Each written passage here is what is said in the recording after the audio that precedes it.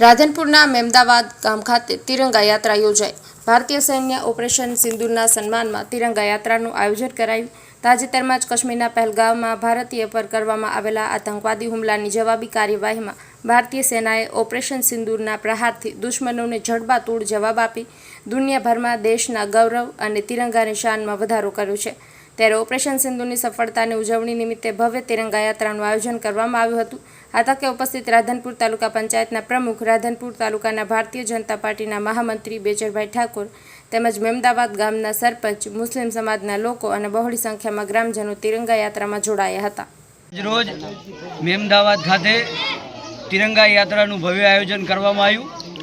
પહેલગામમાં આતંકી હુમલામાં મારી ગયેલા નિર્દોષ લોકોને શ્રદ્ધાંજલિ તેમજ તેના બદલા માટે જે ભારત સરકારે ઓપરેશન સિંદૂર કર્યું અને એની જે સફળતા હતી એ સફળતા અને આપણા ભારત દેશના સૈનિકો દ્વારા જે પાકિસ્તાનની ધરતી ઉપર જઈ અને આતંકીઓને ઠાર મારી અને ભવ્ય સફળતા મેળવી છે, એમના અદમ્ય સાહસને આજે બિરદાવવા માટે મેમદાવાદ ગ્રામજનો અને મોટી સંખ્યામાં યુવાનો તિરંગા યાત્રામાં જોડાઈ અને શહીદોને શ્રદ્ધાંજલિ તેમજ વીર જવાનોને અમારા નમન।